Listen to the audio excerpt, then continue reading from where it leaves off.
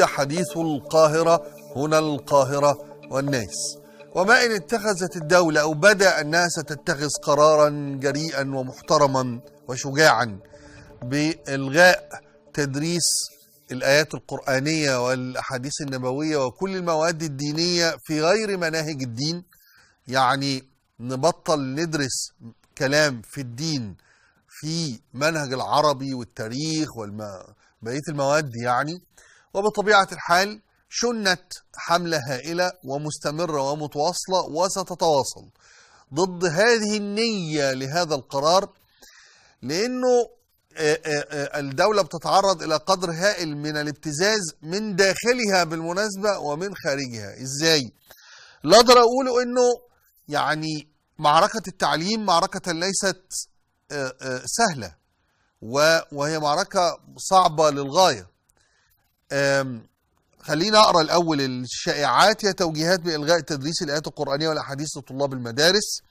الحقائق اللي طبعا ده البيان اللي مطلعه المركز الإعلامي لرئاسة مجلس الوزراء. وزارة التعليم والتربية أو التربية والتعليم الفني غير صحيح، نؤكد عدم صدور أي قرارات بهذا الشأن، وأن هذه الأخبار محض شائعات تأتي في إطار التشكيك الدائم في التزام الدولة واهتمامها بالدين وأهميته في تربية النشء.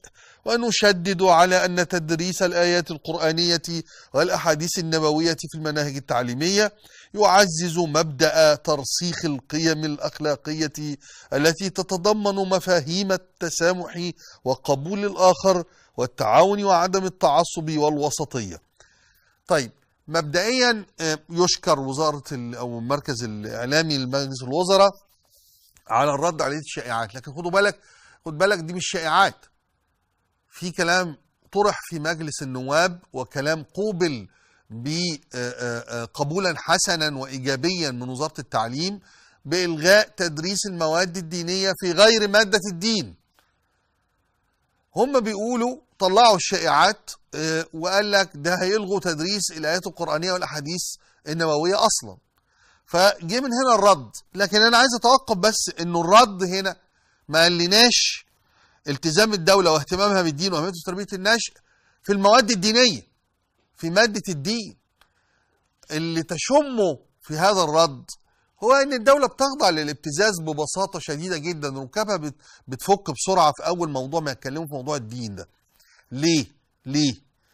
لانه زي ما بقول لك معركة التعليم معركة صعبة مش سهلة، ومعركة في مواجهة الاخوان المسلمين والسلفيين والتيار الاخواني والسلفي ليست سهلة على الاطلاق، لانهم تغلغلوا في المجتمع بقدر كبير واخترقوا الدولة طولا وعرضا عشان المسألة تبقى واضحة. وبالذات وزارة التربية والتعليم مخترقة إخوانيا، ده موضوع لا فصال فيه، لا شك فيه على الإطلاق. 1,800,000 مدرس في نقابة المعلمين. نقابة المعلمين دي عاشت عليها جماعة الإخوان وتعيش وتعتاش عليها، ومن اللحظة الأولى في خطة الإخوان منذ السبعينيات والتغلغل في التعليم وكليات التربية والسيطرة على المدارس، ثم إنشاء مدارس خاصة بالإخوان المسلمين يمولونها ويقدمون مناهجها لأبنائنا. هذا الأمر موضوع مقضي بحقيقته وبثبوته. فوزارة التعليم نفسها لما بتطلع تقول لي قلقانة من انه احنا مش ضد الدين واحنا هندرس الايات القرآنية والاحاديث النبوية، ما هو انت ارتعدت على طول كده، دي مجرد فكرة لسه بنقول. فورا ركبك ثابت بهجمتين 3 معمولين من وسائل التواصل الاجتماعي مدبرين طبعا ووراهم يعني قصد وخطة محكمة. ولا اشك لحظة انه من داخل وزارة التعليم نفسها حملة مثل هذه زي ما الإخوان. ليه؟ لأنه بقول لك معركة التعليم صعبة. ليه؟ لأنه أنت عندك 3 نقاط فيها. النقطة الأولى أنه وزير التعليم مشغول بالآليات والوسائط والوسائل أكثر مما مشغول بالمناهج والمحتوى والجوهر. يعني في درجة من درجات يعني الالتباس الكبير قوي في طريقة التعامل مع التعليم في مصر، واللي هو في سيطرة تكاد تكون هيمنة على عقل وزير التعليم والمحيطين به من اللي اختارهم واصطفاهم على عينه، يعني على اساس يعني يغيروا في التعليم في مصر. هو بيعمل تغيير شكلاني في بعضه يعني يخيل للبعض انه ده متواصل بالعصر وبتاع. العصر كله بالمناسبه ازمه كورونا اظهرت ان التعليم عن بعد والتعليم الالكتروني ده وهم عشان بس العالم كله بيتراجع عنه، والعالم كله بيعيد النظر في التعليم الالكتروني في الوقت اللي انت رايح تندفع كدوله تجاهه. لكن الشاهد هنا ان وزير التعليم مشغول بالشكليات والوسائط والاليات مش بالجوهر ومش بالمحتوى. واظن حتى وزير التعليم لغايه دلوقتي ما دخلش مبنى وزاره التعليم، بيديروا من خارج المبنى.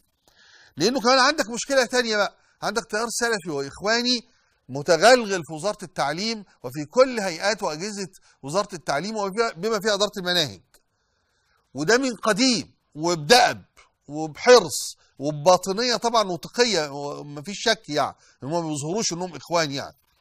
والحاجه الثالثه عندك جماعات مصالح لها مصالح ماديه وماليه في مناهج بعينها بطريقه بعينها، مكافآت وفلوس، كتب خارجيه واتفاقات، قصه معقده جدا وزاره التعليم.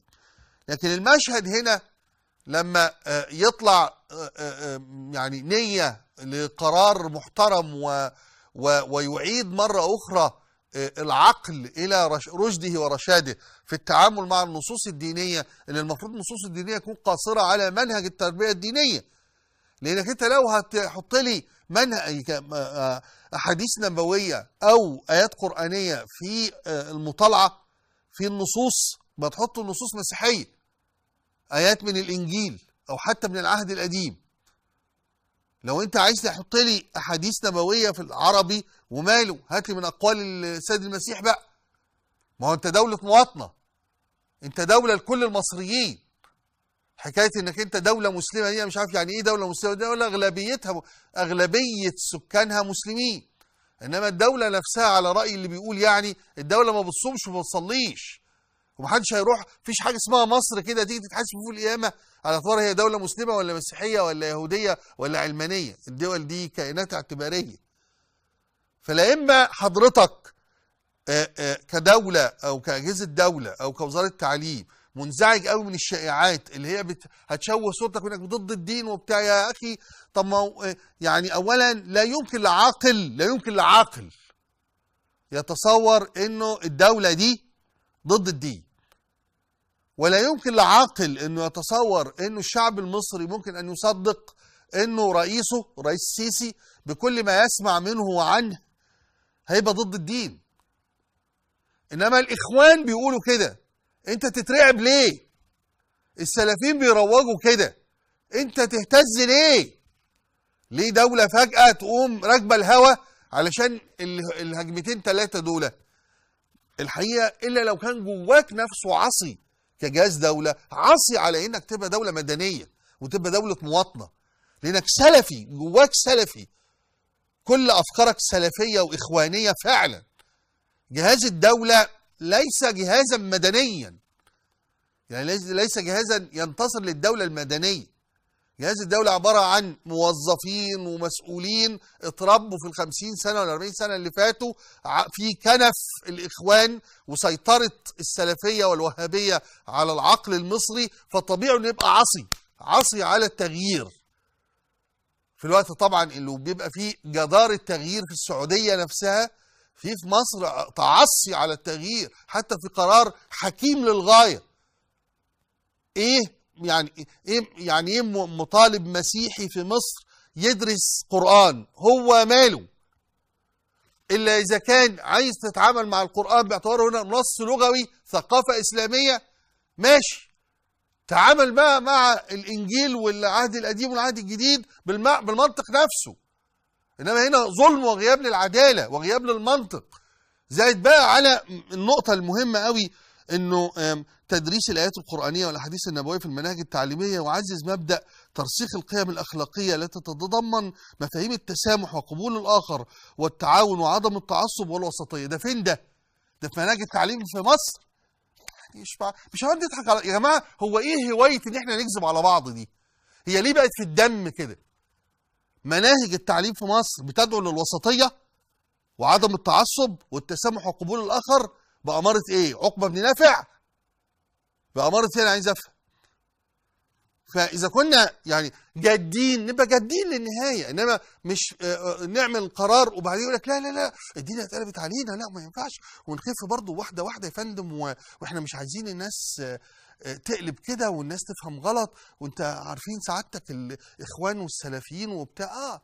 اللي بيروج ده هو نفسه اللي مع الاخوان والسلفيين، واللي متعصي عليه تماما ان البلد دي تبقى بلد مواطنه، وان بديل الله والوطن للجميع تماما.